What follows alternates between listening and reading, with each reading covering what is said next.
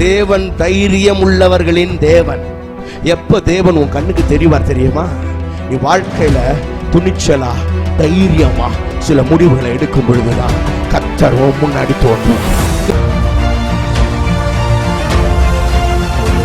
திருவாசன தந்தையில நெருங்கி சேருகிற தைரியம் எதனாலே உண்டானது என்றால், தேவன் அன்பானவர் என்பதை சிங்காசனத்தை விட்டு இறங்கி சிலுவைக்கு வந்து மரித்து, மகனே நீ கிட்ட வா, நான் உன் மேல அவ்வளவு அன்பா இருக்கிறேன் அப்படின்னு ஆண்டவர் அந்த வழியை திறந்து காண்பித்ததுனால அவருக்கு என்ன கெப்பாசிட்டி இருக்கு, உன்னை கொண்டு அவரால் என்ன செய்ய முடியும் அப்படின்றத வச்சுதான் தேவன் உன்னை பார்க்கிறாரு.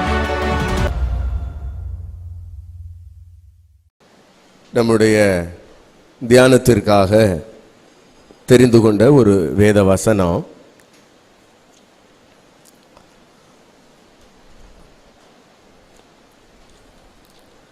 யாத்திராகமத்தின் புஸ்தகம் 3வது அதிகாரம் 6வது வசனத்தையும், எபிரேயர் நிருபம் 11ஆம் அதிகாரம் 16வது வசனத்தையும் நாம வாசிக்கலாம். முதல்ல ஒருத்தர் யாத்திராகமம் 3ஆம் அதிகாரம் 6வது வசனத்தை ஒருவர் வாசிக்கலாம். பின்னும் அவர், நான் ஆபிரகாமின் தேவனும் ஈசாக்கின் தேவனும் யாக்கோபின்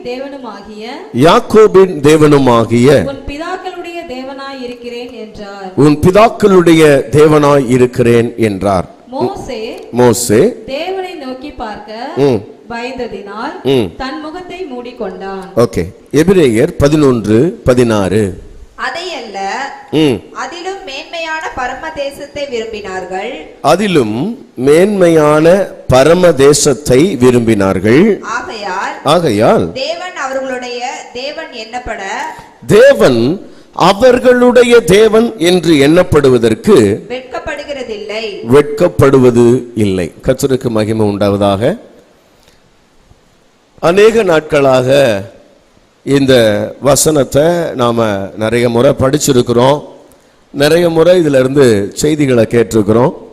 ஆண்டவர் இந்த நாளில் அதை வாசிக்கும் பொழுது எனக்கு ஒரு சின்ன எண்ணத்தை என்னுடைய உள்ளத்தில் போட்டார். ஆகவே அந்த காரியங்களை நான் உங்களோடு பகிர்ந்து கொள்ள நான் விரும்புகிறேன்.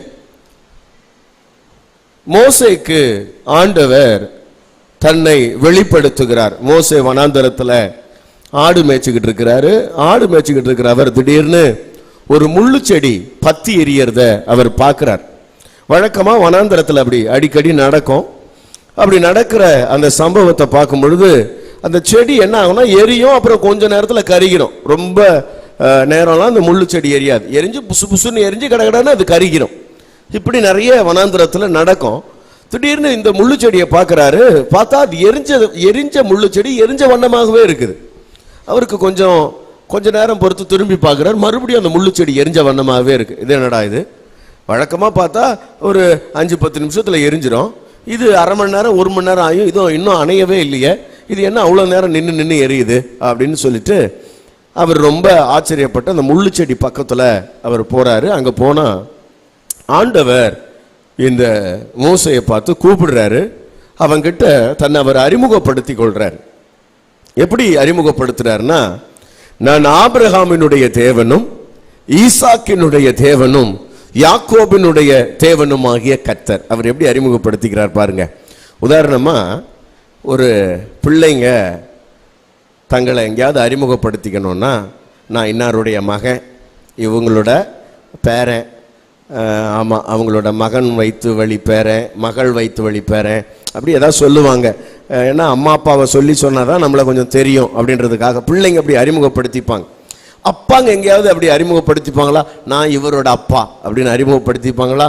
அப்படி ரொம்ப ரேர். அந்த அளவுக்கு அந்த பிள்ளைகள் வளர்ந்துருக்கணும். ஆமாம் தானே?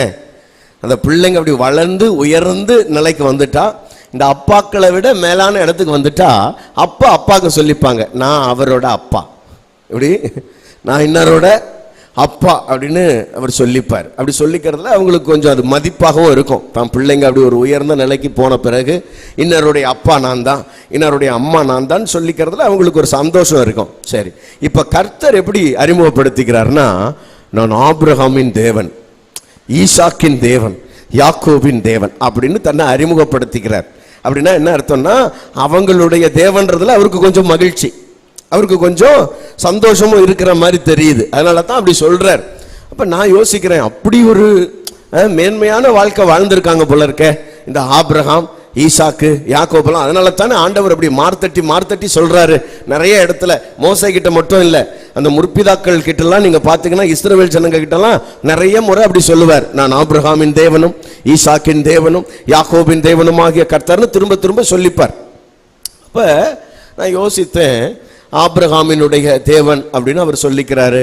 அப்போ ஆபிரகாம் அதுக்கேற்ற ஒரு வாழ்க்கை வாழ்ந்தாரு, எல்லாவற்றையும் விட்டுட்டு ஆண்டவரை பின்பற்றினாரு, கீழ்ப்படிஞ்சாரு, விசுவாசிச்சாரு, விசுவாசிகளுக்கு தகப்பனா மாறினாரு. 100 வயசுல பிள்ளை பெற்று அந்த பிள்ளைய 120 வயசுல கர்த்தர் பலியா கேட்டப்ப அதுக்கு ஒப்பு கொடுத்தாரு. எல்லாவற்றையும் விட்டுட்டு இந்த உலகத்துல ஒரு பரதேசிய போல தன்னை வாழ அர்ப்பணிச்சாரு. ஆகவே கர்த்தர் என்ன பண்றாருன்னா ஆபிரகாமுடைய தேவன் அவர் தன்னை சொல்லிக்கிறாரு. ரொம்ப சந்தோஷம். ஈசாக்கினுடைய தேவன் அவர் சொல்லிக்கிறாரு. அதுலயும் ஒன்றும் பெரிய ஆச்சரியம் இல்லை. ஏன்னா ஈசாக்கு ரொம்ப ஆபிரகாமை விட ரொம்ப உத்தமமான ஒரு மனுஷன், ரொம்ப கீழ்ப்படிதல் உள்ள ஒரு ஆள். அவங்க அப்பா ஒரு கோடு போட்டாருன்னா அந்த கோட்டை தாண்டவே மாட்டார். 35-40 வயசுல ஒரு மனுஷனை கொண்டு போய் பலி செலுத்துறான்னா இந்த மனுஷன் கம்முன்னு இருக்கிறாருன்னா பாத்துக்கோங்களேன். அப்படி ஒரு மனுஷன், அப்பா கிழிச்ச கோட்டை தாண்டாத ஒரு பிள்ளை, அப்பாவுக்கு கீழ்ப்படிஞ்ச பிள்ளை, 40 வயசு ஆகிற வரைக்கும் அப்பா பொண்ணு பார்த்து கல்யாணம் பண்ணி வைக்கிற வரைக்கும் காத்திருக்கிற ஒரு தங்கமான பிள்ளை. பிரைஸ் காட், அல்லேலூயா. ஆமா, வயசு 40 ஆச்சு, யாரையாவது பார்த்து நீயா பார்த்து ஏதாவது பிக்கப் பண்ணிட்டு போடான்னு பக்கத்தில் எவ்வளோ பேர் சொல்லியிருப்பான். ஆனால் அதெல்லாம் கேட்கல. அவ்வளோ எங்கள் வீட்டில் கல்யாணம்லாம் எங்கள் வீட்டில் பெரியவங்க பார்த்து பண்ணுவாங்க, எங்கள் அப்பா அம்மா இருக்கிறாங்க அவங்க செய்வாங்கன்னு வெயிட் பண்ணி கல்யாணம் பண்ணிக்கிறான். ரொம்ப அழகாக தேவனை தியானிக்கிற பழக்கம் அனுதினமும் அவனுக்கு இருந்தது. தேவனுக்கு பயப்படுகிற மனுஷன், ரொம்ப வம்பு தும்புக்கெல்லாம் போக மாட்டான், அடாவடியான ஆள் கிடையாது, சாந்தமான ஆள். யார் சண்டைக்கு போனாலும் யார் சண்டைக்கு வந்தாலும் அவன் பாட்டு விலகி போயிடுவான். இங்கே இருக்காதரான்னா அங்கேருந்து போயிடுவான். ஒரு வார்த்தை கூட எதிர்த்து பேச மாட்டான். இங்கேருந்து டென்ட்டை தூக்குடானா தூக்கிடுவான். ரொம்ப அடாவடியான ஆள் கிடையாது. என்னடா நீ என்ன ஏண்டா தூக்க சொல்கிற, நான் அதெல்லாம் போக முடியாது, அப்படி இப்படிலாம் கிடையாது. அவனுக்கு போலீஸ் ஸ்டேஷன் தெரியாது, கோர்ட்டு கேஸுன்னு தெரியாது. நமக்கு எதுக்கு வம்புன்னு சொல்லி அது ஒரு வாயில்லா பூச்சி மாதிரி வாழ்ந்தது. அவனை கர்த்தர் ஆசீர்வதிச்சார், அவனை உயர்த்தினார், மேன்மைப்படுத்தினார். அப்ப இவனுடைய தேவன் கர்த்தர் அப்படின்னு சொல்லிக்கிறதுலயும் ரொம்ப நல்லா இருக்குது. ஆனா இந்த யாக்கோபுன்னு ஒருத்தர் இருக்கிறார் பாருங்க, இவருடைய தேவன் அவர் ஆண்டவர் சொல்லிக்கிறார் பாருங்களேன். அப்பதான் எனக்கு கொஞ்சம் இந்த யோசனையாவே இருந்துச்சு. எனக்கு ஆண்டவர் தான் சொன்னார், இப்ப ஆபிரகாம மாதிரி ஒரு பெரிய விசுவாச வீரன் கிடையாது யாக்கோப். ஈசாக்க மாதிரி ரொம்ப சாந்தமான கள்ளங்கபடம் இல்லாத ஆள் கிடையாது இந்த யாக்கோப். இது வளரும் போதே யாரை ஏமாத்தலாம், யாரை கவுக்கலாம், யாரை தட்டி விட்டு நம்ம மேலே வரலாம், இந்த மாதிரியே வளருது. வளரும் போதே யாருக்காவது கூழ காசு கொடுத்து அவன் சொத்தை ஆட்டைய போடலாமான்றது அளவுக்கு யோசிக்குதுன்னா பார்த்துக்குங்களேன். கூழ கொடுத்து சொத்தை எழுதி வாங்குற அளவுக்கு தந்துடும் அந்த மாதிரி ஒரு ஆள். அப்போ அப்படி வளருது. அங்கே போனால் மாமனார் வீட்டில் இருக்கிற சொத்தெல்லாம் கொஞ்சம் கலெக்ட் பண்ணி எடுத்துக்கிறாரு. அப்படி அவரோட வாழ்க்கையில் பார்த்தீங்கன்னா அங்கே கொஞ்சம் தில்லுமுள்ளு, இங்கே கொஞ்சம் தில்லுமுள்ளு, இப்படி ஒரே தில்லுமுள்ளான வாழ்க்கை தான் வருது. யாருக்காவது குல்லா போடுறதுல ரொம்ப பெரிய ஆள் அவர். அப்போ இவருடைய தேவன் அப்படின்னு அவர் சொல்லிக்கிறாரு. நான் யோசிச்சு பார்த்தேன், என்ன ஆண்டவரே, ஆபிரகாமின் தேவன் நீங்கள் சொல்லிக்கிறீங்கன்னா பரவாயில்ல, ஈசா கூட தேவன்னு சொல்லிக்கிறீங்கன்னா பரவாயில்ல, யாக்கோபுடைய தேவன்னு நீங்க சொல்லிக்கிறீங்களப்பா. இந்த மனுஷன் அந்த மாதிரியா வாழ்ந்தாரு அப்படின்னா அதை கொஞ்சம் அப்படியே உத்து பார்த்தா இல்ல ரொம்ப அது ஆச்சரியமா இருக்குது. அதுக்கு பின்னாடி அவர் அப்படி சொல்லிக்கிறதுக்கு பின்னாடி இருக்கிற தேவனுடைய அன்பு அது பின்னாடி வெளிப்படுது. சரி, இப்ப அந்த 11ஆம் அதிகாரத்தில் என்ன வாசிச்சீங்க? தேவன் அவர்களுடைய தேவன் என்று சொல்லுவதற்கு அவர் என்ன பண்ணலையா? அல்லேலூயா. ஆமா, என்ன ஆண்டவரே நீங்க யாக்கோபுடைய தேவன் சொல்லிக்கிறீங்களே அப்படின்னா உடனே இந்த வசனம் வருது, நான் அவருடைய தேவன் சொல்லிக்கிறதுக்கு எனக்கு ஒன்றும் வெக்கம் இல்லப்பா அப்படின்ற மாதிரி எனக்கு பதில் கிடைச்சது. அல்லேலூயா. ஆமா, நான் யாக்கோபுடைய தேவன் சொல்லிக்கிறதுக்கு எனக்கு ஒன்றும் வெக்கமே கிடையாது. ஏன்னா அந்த யாக்கோபுடைய வாழ்க்கையில அப்படிப்பட்ட ஒரு அனுபவம் இருக்கிறத நாம பார்க்கிறோம். கவனிங்க அருமையான கர்த்தருடைய பிள்ளைகளே, யாக்கோபுடைய தேவன் இவர் தன்னை சொல்லிக்கிறதுக்கு இவர் எங்கேயுமே வெக்கப்படல. ஆனா இந்த தேவனை இவர் தன்னுடைய தேவன் சொல்லிக்கிறதுக்கு யாக்கோபு ரொம்ப காலம் தயாராகவே இல்லை. நல்லா ஞாபகம் வச்சுக்கோங்க. யாக்கோபுடைய தேவன் இவர் மார்த்தட்டி சொல்லிக்கிறாரு. ஆனா இவர் என்னுடைய தேவன் யாக்கோபு சொல்லணும்ல. அப்படி ரொம்ப நாளா அவன் என்ன பண்ணலன்னா சொல்லவே இல்லைங்க. அதுதான் ரொம்ப வருத்தம். அதுதான் ரொம்ப வருத்தம். நீங்க தயவு செய்து என்னோடு சில வசனங்களை நிதானமா நாம கவனிச்சோம்னா உங்களுக்கு புரியும். ஆரம்பத்துல நான் உங்களுக்கு சொன்னேன் இல்லையா, அவன் அவங்க அம்மா அப்பா வீட்டில் இருந்தப்ப அந்த நாட்கள்ல அவங்க அப்பா என்ன பண்றாருன்னா அவங்க அண்ணனை கூப்பிட்டு, ஏசாவை கூப்பிட்டு, தம்பி நீ போயிட்டு காட்டில் வேட்டையாடி எதையாவது ஒரு விலங்கு பிடிச்சி எனக்கு ருசியுள்ள பதார்த்தமா சமைச்சு எடுத்துட்டு வாப்பா, நான் அதை சாப்பிட்டுட்டு உன்னை நான் ஆசீர்வதிக்கிறேன் அப்படின்னு சொல்றார். பிரைஸ் காட், ஹல்லேலூயா. அப்பா அம்மாவுக்கு வயிறார சாப்பாடு போடுங்க, அப்பா அம்மா உங்களை ஆசீர்வதிப்பாங்க.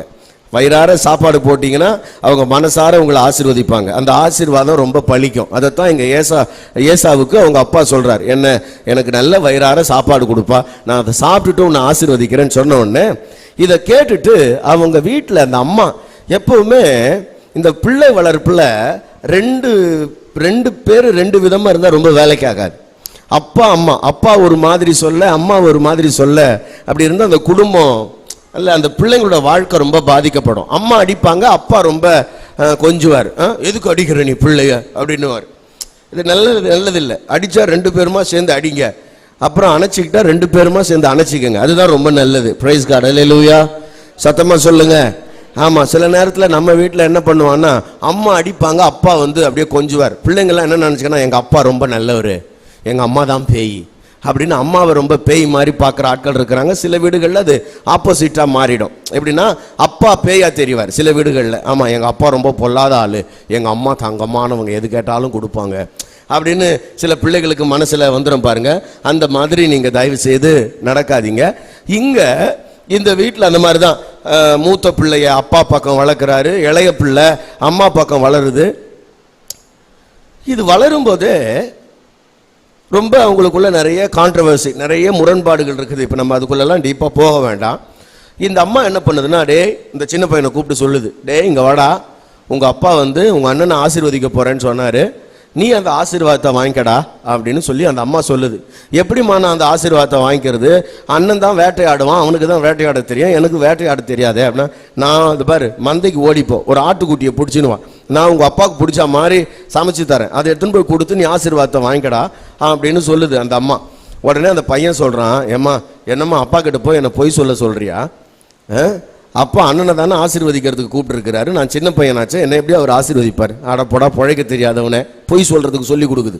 அப்பனை ஏமாத்துறதுக்கு யார் கற்றுக் கொடுக்குறா பாருங்க.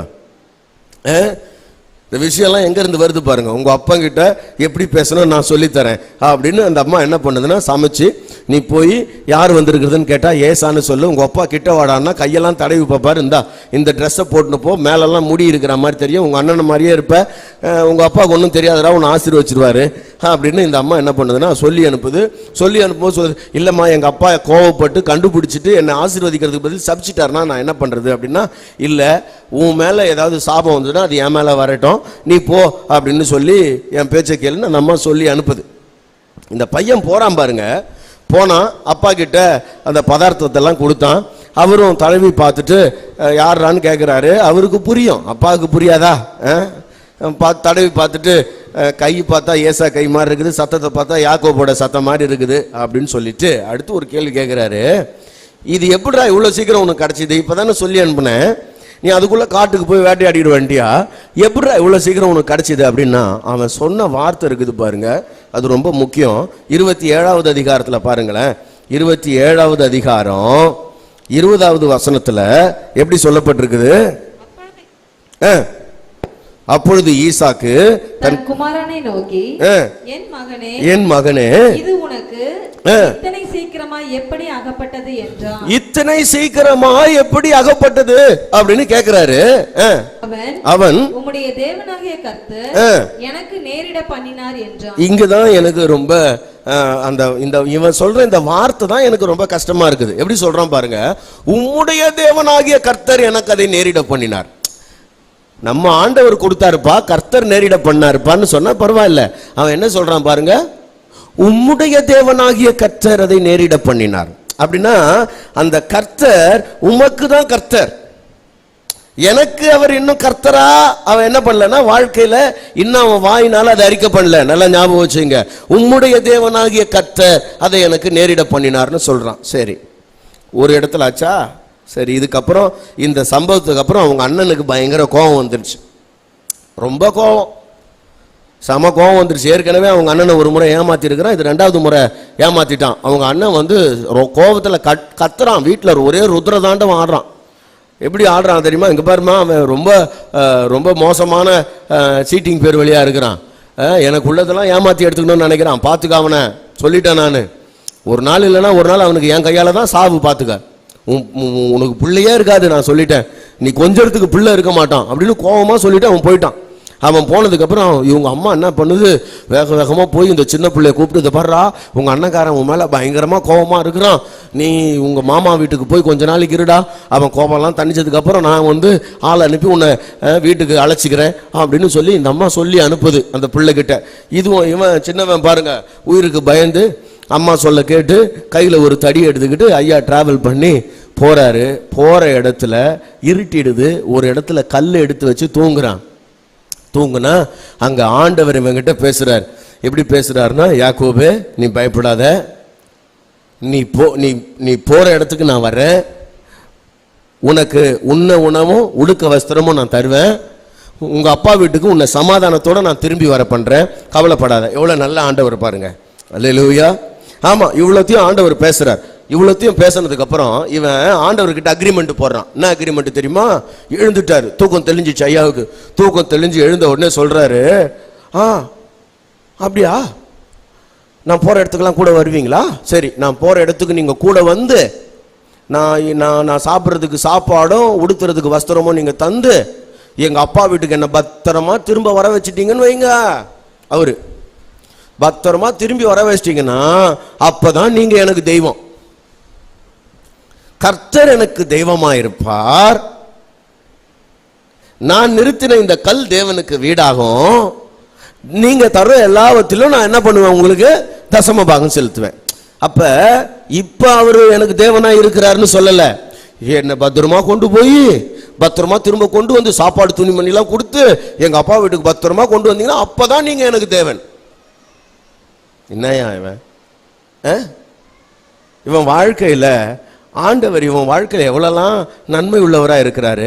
இவனை எப்படி நினச்சிருக்கிறாரு, தாயின் கற்பத்தில் உருவாகும் முன்னமே இவனை பற்றி ஒரு திட்டம் வச்சிருக்கிறாரு. இவன் பிறக்கும் முன்னாடி அவங்க அம்மா ஜெபம் பண்ணுறா, இவன் பிறக்கும் போதே சின்னவன் பெரியவனை ஆளுகை செய்வான் அப்படின்னு இவனை பற்றி எவ்வளோ பெரிய திட்டம் வச்சிருக்கிறாரு. அந்த தேவனை இவ்வளோ காலம் ஆயும் இந்த அறிவுக்கு எட்டல பாருங்க. நீர் என்னுடைய தேவனாக இருப்பீர்னு சொல்றதுக்கு இவனுக்கு என்ன பண்ணல, நாவு எழலைங்க, நாவு எழலை. சரி, ஊரை விட்டு போயாச்சு, தன்னந்தனியா ஆயிட்டான்.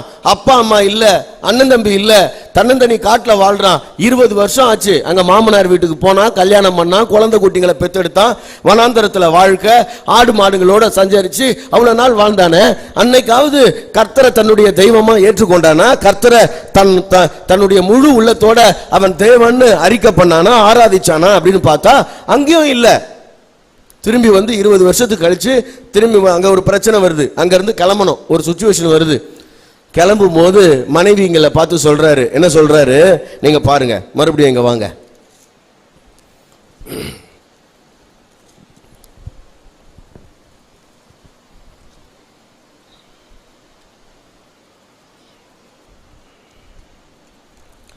நாற்பத்தி 31ஆம் அதிகாரம் 42வது வசனத்தை நீங்க வாசிச்சீங்கன்னா, என் பிதாவின் தேவனாகிய ஆபிரகாமின் தேவனும், என் பிதாவின் தேவனாகிய ஆபிரகாமின் தேவனும் ஈசாக்கின் பயபக்திக்குரிய வரும் என்னோடு இராமற் போனார். அப்ப நல்லா கவனிங்க, இவன் அந்த அட்ரஸ் பண்ணும் போதெல்லாம் யாரை வச்சுதான் மென்ஷன் பண்றானா, ஆபிரகாமின் தேவன், ஈசாக்கின் தேவன்.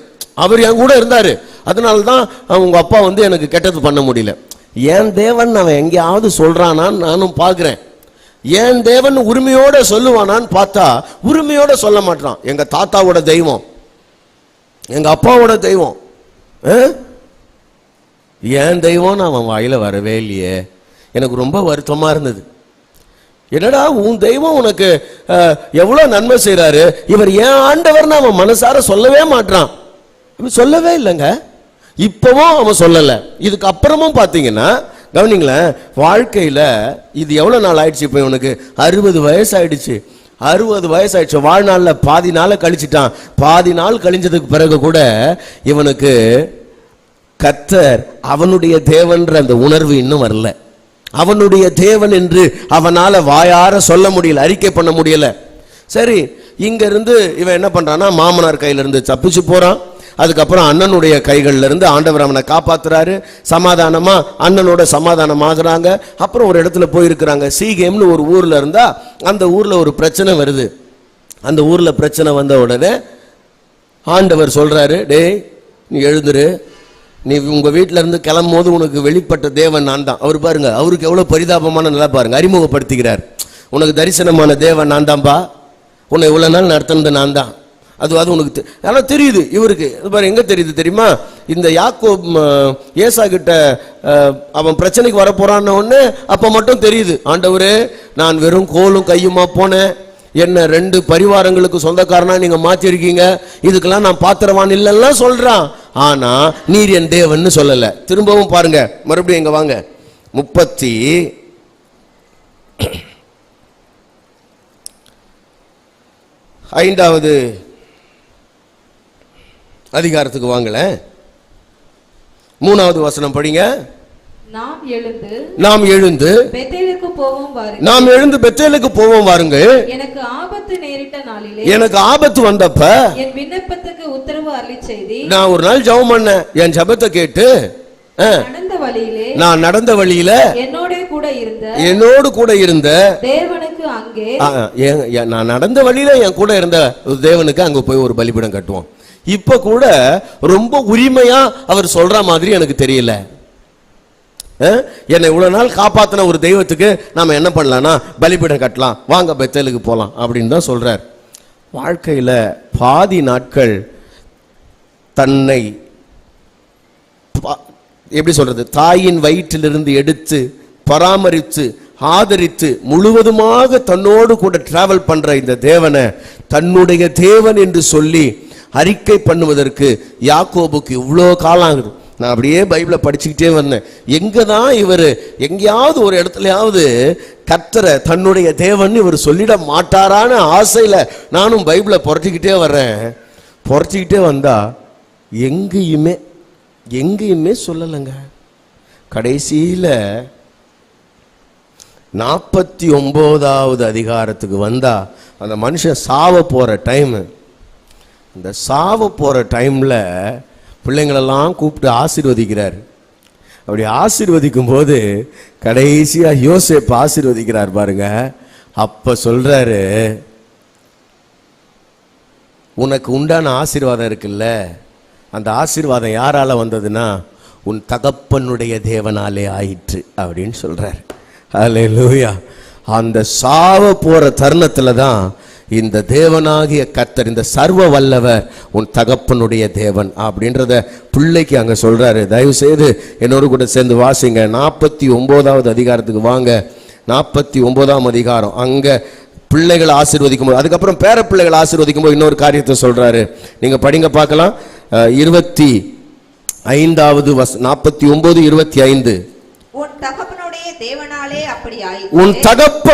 தேவனாலே அப்படி ஆயிற்று. அவர் உனக்கு துணையாய் யோசேப்பே, உன் தகப்பனுடைய தேவனால தான் நீ என்னவாயிட்ட தெரியுமா? இஸ்ரவேலுக்கு கண்மலையும் மேய்ப்பனுமாக நீ மாறி இருக்கிற. அது உன்னால நடக்கல, உன் தகப்பனுடைய தேவனாலே ஆயிற்று. ஹல்லேலூயா. வாழ்க்கையில அவன் அவரை தன்னுடைய தேவன்னு சொல்றதுக்கு இவ்வளோ நாள் எடுத்துக்கிறானே, எனக்கு அது ரொம்ப வருத்தமா இருந்தது. அதுக்கப்புறம் இன்னொரு இடத்துல பேர பிள்ளைகளை ஆசீர்வதிக்கும் பொழுது அந்த இடத்துல சொல்றார். எப்படி சொல்றாருன்னா, ஆபிரகாமின் தேவனும் ஈசாக்கின் தேவனும் நான் பிறந்த நாள் முதல் இந்த நாள் வரையில என்னை ஆதரித்த தூதனும் ஆனவர் அப்படின்னு அந்த இடத்துல தன்னுடைய தேவன் கர்த்தர் அப்படின்றத அவர் டிக்ளேர் பண்றார். நல்லா கவனிங்க அருமையானவர்களே. என்னுடைய இந்த செய்தியினுடைய தலைப்பு என்னன்னா, அவர் ஆபிரகாமுக்கு தேவனாயிருந்தார், ஈசாக்குக்கு தேவனாயிருந்தார், அதெல்லாம் பிரச்சனை இல்லை. அவர் உனக்கு தேவனாயிருக்கிறாரா? உன் வாழ்க்கையில ஒவ்வொரு நாளும் உன்னை நடத்துவதற்கு உனக்கும் அவருக்குமான ஒரு தனிப்பட்ட உறவு இருக்கிறதா, தனிப்பட்ட ஐக்கியம் இருக்கிறதா என்பதுதான் இந்த மாலை வேளையில என்னுடைய கேள்வி. ஆண்டவரை அறிந்திருக்கிறாயா? First point. ஆண்டவரை அறிக்கை பண்ணுகிறாயா? Second point. ஆண்டவரை ஆராதிக்கிறாயா? Third point. இந்த 3 குறிப்புகளை மாத்திரம் கொஞ்ச நேரம் சொல்லிட்டு நான் முடிக்க விரும்புகிறேன். நல்லா கவனிங்க. உங்க வாழ்க்கையில தேவனாகிய கர்த்தரை யாரோ ஒருவர் போல, தேர்ட் பர்சன் போல, மூன்றாவது நபர் போல நீங்கள் அறிந்திருக்கிறது அல்ல அறிவு. அவர் உங்களுடைய வாழ்க்கையின் எல்லாமுமாயிருக்கிறவர். அவர் உங்களுடைய சிருஷ்டிகர்த்தர். உங்களுடைய வாழ்க்கையின் சகலத்துக்கும் ஆதியும் அந்தமுமாயிருக்கிறவர். அவர் தான் ஆல்பா, அவர் தான் ஒமேகா. அவர் தான் உங்களுடைய வாழ்க்கையின் துவக்கம், உங்களுடைய வாழ்க்கையின் முடிவு. உங்களுடைய வாழ்க்கையின் உயர்வுக்கும் தாழ்வுக்கும் எல்லாவற்றுக்கும் காரணகர்த்தாவாய் இருக்கிறவர். எல்லா நாளும் உங்களோடு கூட நடக்கிறவர். அந்த தேவனை உங்களுடைய வாழ்க்கையில தனிப்பட்ட விதத்துல நீங்க அறிஞ்சிருக்கிறீங்களா? அதான் என்னுடைய கேள்வி. எங்க அப்பா எனக்கு காட்டினார் பிரதர் கர்த்தரை. கவனிங்க, வாலிப பிள்ளைகள் இன்னைக்கு நிறைய பேர் இருக்கிறீங்க. உங்க அப்பா அம்மா உங்களுக்கு காண்பித்த தெய்வம் உங்களுக்கு இருக்கட்டும், நல்லது. உங்க அப்பா அம்மா காண்பித்து இருக்கலாம், உடைய தாத்தா பாட்டி காண்பிச்சிருக்கலாம், யாரோ ஒருத்தர் உங்களுக்கு இந்த தேவனை அறிமுகப்படுத்தி இருக்கலாம். ஆனால் அவர் உங்களுடைய தேவனாய் இருக்கிறாரா? உங்களுக்கு தேவனோடு தனிப்பட்ட விதத்துல அந்த ஒரு உறவு இருக்கா? இவர் என் தேவன். ஆமென், அல்லேலூயா. எங்கேயாவது அவர்கிட்ட சொல்லும் பொழுது அவர் எங்க அப்பாவுக்கு தெய்வம், எங்க தாத்தாவுக்கு தெய்வம் அப்படின்னு சொல்லுவீங்களா? இல்ல இவர் எனக்கு தெய்வம்னு சொல்லுவீங்களா? அல்லேலூயா. இன்றைக்கு காலையில ஒரு செய்தி ஒன்று படித்தேன். இந்த 8ஆம் தேதியோ 7ஆம் தேதியோ ஒரு பேப்பர்ல வந்திருக்குது. அது என்னன்னா ஒரு சின்ன செய்தி. நம்ம பெயர் மாற்றம் பண்ணும்போது அதை போடுவோம் இல்லையா? பொதுவாக என்ன பண்ணுவாங்க, ஒருத்தர் ஒரு பேரை மாத்துறாருன்னா அதை பத்திரிக்கையில் விளம்பரம் பண்ணுவார், அப்படியா? ஆமா, அந்த மாதிரி ஒரு பத்திரிகை விளம்பரத்தை நான் பார்க்க நேர்ந்தது. என்ன பத்திரிகை விளம்பரத்தில் போட்டிருந்ததுன்னா, அதில் அவருடைய பெயர் டேவிட் ஆகிய நான். அவருடைய தகப்பனார் பெயர் குருசாமி. டேவிட் ஆகிய நான் இந்த தேதியிலிருந்து நான் இந்து கிறிஸ்தவ மதத்திலிருந்து இந்து மதத்தை நான் தழுவுகிறேன். ஆகவே டேவிட் என்கிற நான் இந்த நாள் முதல் தருண்குமார் என்று அழைக்கப்படுவேன் அப்படின்னு அவருடைய லாயரோட பேர் போட்டு அந்த ஒரு பேர் போட்டிருந்தது. என்ன பிரச்சனைனா, அவர் கிறிஸ்தவ மதத்திலிருந்து இந்து மதத்துக்கு மாறிட்டாரு. டேவிட் தருண்குமார் ஆயிட்டாரு. நல்லா கவனிங்க. இதுக்கு காரணம் என்ன நினைக்கிறீங்க? என்னங்க, ஒரு மதம் மாறுறதுல என்னங்க பிரச்சனை? மதம் மாறுறதுல பிரச்சனை இல்லை, இந்த மனுஷனுக்கு தேவனோடு தனிப்பட்ட உறவு இல்லை, அதான் பிரச்சனை. ஹல்லேலூயா. என்னை கேட்டுக்கொண்டிருக்கிற அருமையான தேவனுடைய பிள்ளையே, நீங்கள் ஆண்டவரை ஆராதிக்கிறது உங்க அப்பா அம்மா சொல்லி ஆராதிக்கிறீங்களா? உங்க தாத்தா பாட்டி சொல்லி ஆராதிக்கிறீங்களா? இல்லைனா நான் இந்த தேவனை அறிவேன், ஒரு நாள்ல முகமுகமாய் நான் அவரை சந்தித்தேன், அவரோடு கூட நான் உடன்படிக்கை ஏற்படுத்தி இருக்கிறேன், அவருடைய வார்த்தை எனக்குள்ள இருக்கிறது, அவரை உண்மையாய் நான் பின்பற்றுகிறேன்னு அவருக்கும் உங்களுக்குமான உறவின் அடிப்படையில் நீங்க ஆண்டவரை பின்பற்றுறீங்களா? ஹல்லேலூயா. ஆமா, யாக்கோபுக்கு அவனோடு கர்த்தர் எப்படி இருந்தாருன்னு தெரியல. ஆனா கர்த்தர் சொல்றாரு, உபாகமத்துல சொல்லும்போது சொல்றார், நான் தான் அவனை நடத்தினேன், வேற யாரு இருந்தா அவன் கூட. ஹல்லேலூயா. அவர் சொல்லும்போது சொல்றார், நான் ஒருவரோ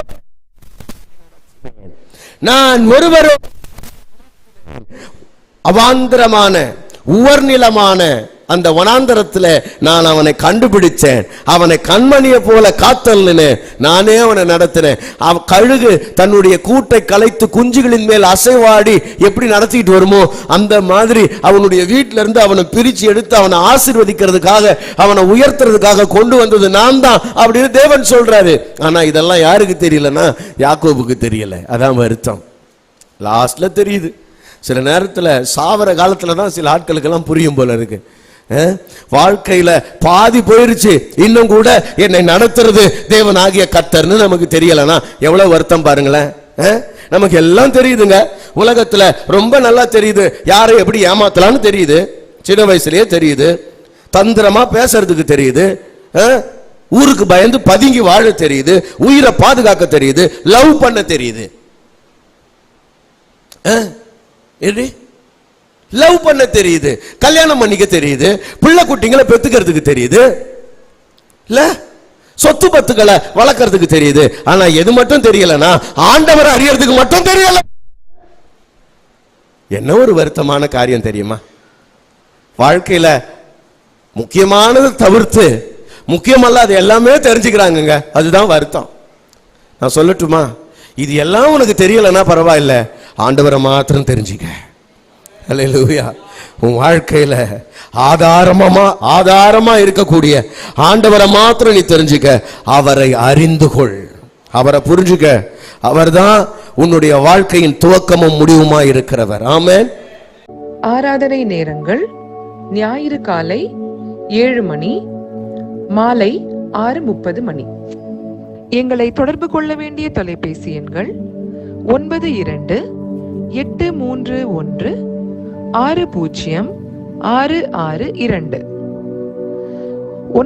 98-406-72-355.